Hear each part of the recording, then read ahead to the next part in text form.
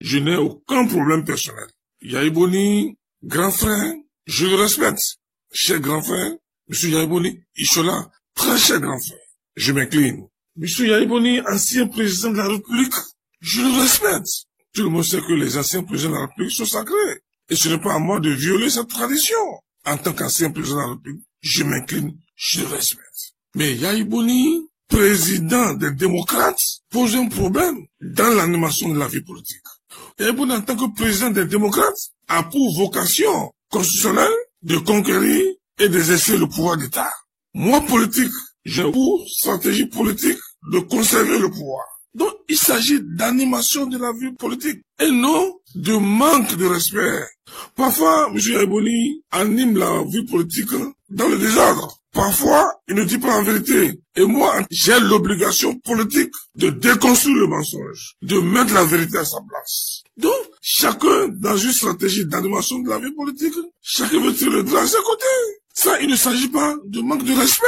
Et c'est pour ça que j'ai dit, par le passé, que je suis maître de ma communication. Moi, je fais de la communication politique. Je suis praticien de la communication politique et non théoricien de la communication politique. C'est deux choses différentes. Pour mon parcours politique, j'ai commencé de la base au sommet.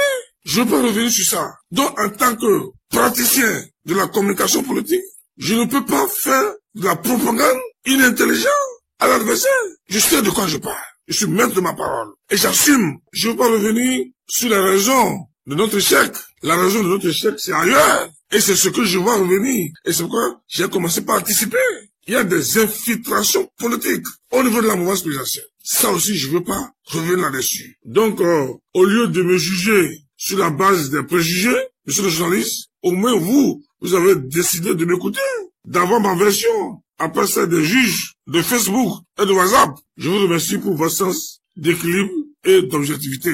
Donc, monsieur le journaliste, je ne manque pas de respect au président Yahi Boni et je ne manquerai jamais de respect. Yahi Boni, c'est un ancien président, c'est un aîné, mais Yahi Boni, président des démocrates. Ah, il fallait faire comme Nicéphore Soglo. Nicéphore Soglo n'a jamais voulu prendre la tête de la Renaissance du Bénin. Il a été toujours président d'honneur et a donné la Renaissance du Bénin à Maman Roger Soglo. Parce que quand tu es président d'un parti, il faut accepter la contradiction politique. Donc, je ne m'adresse pas à un ancien chef d'État. Je ne m'adresse pas à un grand frère. Mais je m'adresse au président du parti politique qui est tout le temps dans la réaction politique. Et moi, je suis dans l'action politique. Il est dans l'offensive politique. Moi, je suis dans la défensive. Donc, comprenez, il s'agit d'animation de la vie politique. C'est parce que le président Yahi Boni est président des démocrates. Il anime la vie politique. Parfois, il est obligé d'apostropher mon parti, mais ne pas répondre fera preuve d'irresponsabilité et qu'il ne dit rien comme ça. Donc ceux qui pensent à tort que nous attaquons la personne du président Yahi Boni se trompent.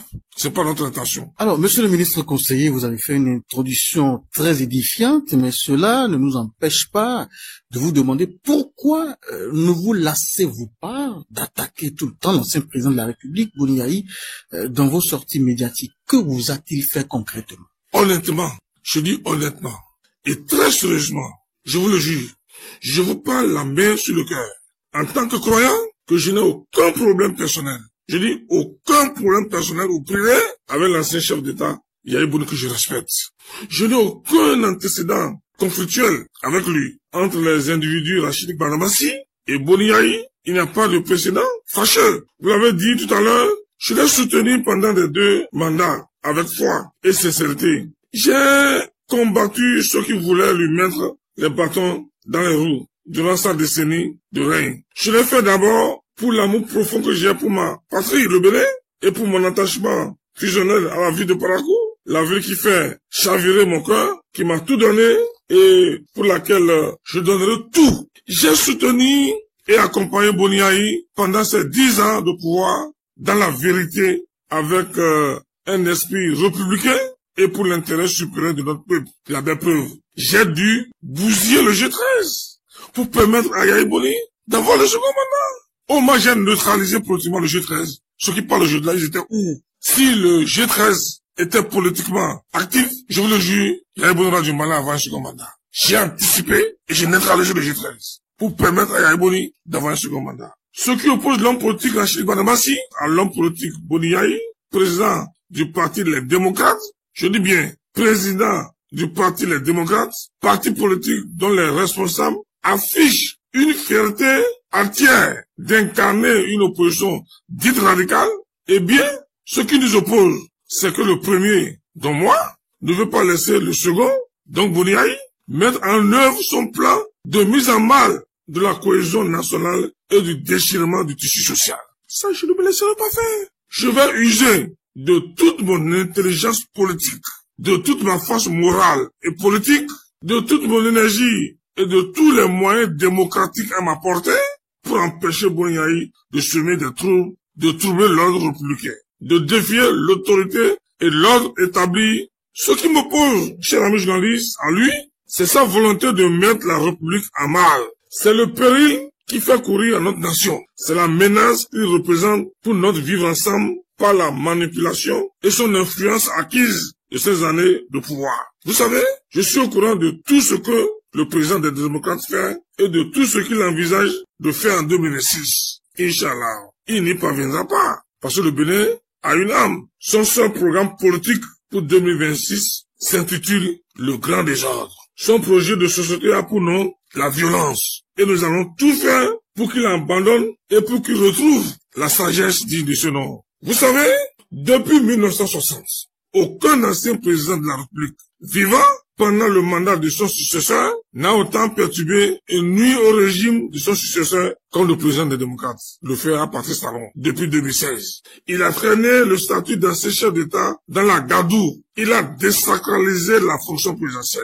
Il a descendu la noblesse et le principe du titre d'ex-président de la République dans les caniveaux. Un ancien président de la République qui a voulu en arriver au mai, qui a voulu se battre avec un policier au marché d'Antopa, alors qu'il a été chef suprême des armées pendant 10 ans. Quelle humiliation! Il a mis la République à terre. Il a rôné la République. C'est ce genre d'agissement que je combats. C'est ce personnage politique perturbateur, provocateur, créateur et multiplicateur des incidents et des maladresses que je vise et je cible dans mes prises de position politiques et mes interventions médiatiques.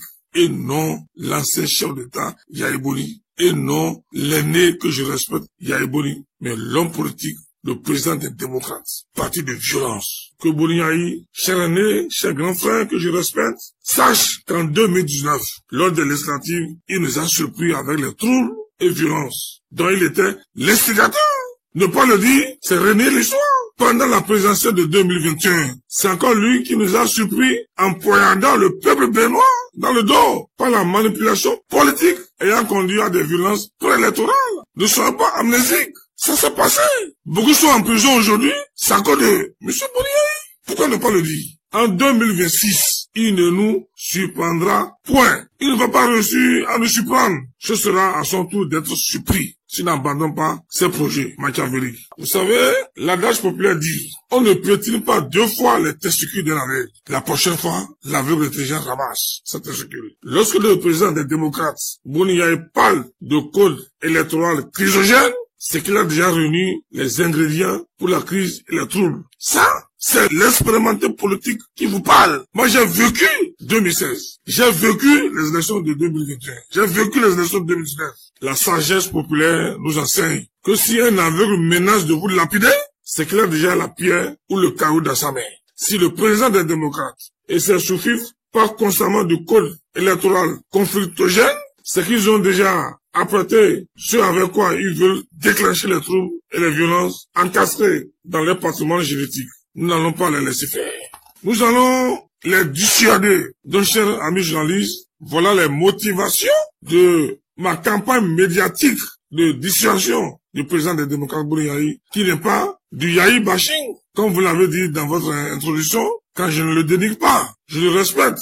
Le bashing, c'est une campagne de dénigrement menée par des détracteurs. Non, je ne suis ni un dénigreur, ni un détracteur de l'ancien président Boniaï, que je respecte et que je le respecterai toujours. Je vais l'empêcher de récidiver dans les actes antidémocratiques et anti-républicains, qui sont les âmes du politicien de circonstance, excusez-moi, qu'il est devenu. Donc, chaque fois que je verrai des signaux au rouge à travers ces discours politiques, en public ou en privé, je vais toujours réagir pour donner la lettre. Donc, je n'ai rien contre le président. Je ne l'ai jamais dénigré, je ne l'ai jamais insulté. Il est revenu sur l'affaire de SMS. J'ai estimé que qui s'explique s'accuse. Qui s'explique s'accuse ne veut pas dire de l'injure ou l'insulter.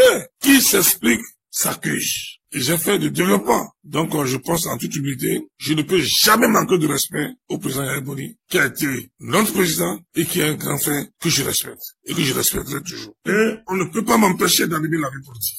On ne peut pas m'empêcher d'animer la vie politique. L'intelligence politique n'a rien à voir avec l'intelligence académique. C'est le jour et la nuit. Alors, monsieur le ministre conseiller, donner de l'alerte, c'est sans doute votre devoir politique, mais faire de l'ancien président Boni Yayi le principal sujet du débat politique à l'heure de bilan pour le président en exercice Patrice Talon, n'est-il pas la manifestation de l'échec du régime de la rupture? Cher ami journaliste, il n'y a pas pire aveugle que celui qui ne veut pas voir. Il n'y a pas plus sourd que celui qui ne veut pas attendre. Je le dis avec fierté.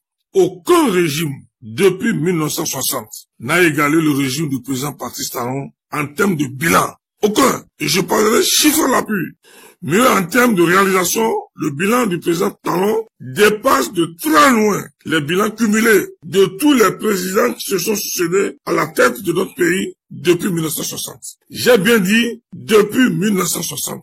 Je n'ai pas dit 1990. À titre d'illustration, en termes de réalisation d'infrastructures routières, de 1960 à 2016, le total des routes bitumées construites fait à peu près 2000 km. Donc, en 56 ans, les gouvernements successifs militaires et révolutionnaires et de renouveau démocratique ont réalisé en tout pour tout 2000 km. 2000 km en 56 ans, de 2016 à 2025, donc en 9 ans, le champion des champions, l'inégalable, le président Patrice Talon a réalisé 3000 km de route bitumée. Je ne sais pas si vous me suivez correctement, monsieur le journaliste. C'est-à-dire, en 9 ans, il a accompli 150% du travail que ses prédécesseurs ont fait en 56 ans. Qui dit mieux? En termes de bitumage de route, si quelqu'un appelle cela un échec, il n'est pas seulement dans le déni de la réalité, il est un entendé social. Il n'est pas que malhonnête, celui-là souffre d'une malhonnêteté intellectuelle. La rupture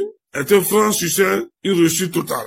Un autre exemple, en matière d'approvisionnement en eau potable en milieu rural. De 1960 à 2016, donc en 56 ans, tous les gouvernements successifs ont réalisé 42% de taux de couverture. De 2016 à 2025, en 9 ans, nous sommes passés à 80% de taux de desserte rurale. Le régime de la rupture est incomparable à n'importe quel autre régime sur le plan des réalisations. On peut ne pas aimer le lièvre, mais il faut reconnaître que le lièvre sait courir. Je vous ai dit juste 2 cas pour vous donner un aperçu du bilan de la gouvernance du président Patrice Talon. Et ce bilan, nous l'exposerons en détail les semaines à venir dans tous les domaines et surtout dans les domaines de sécurité, de la défense, de la décentralisation et de la gouvernance locale.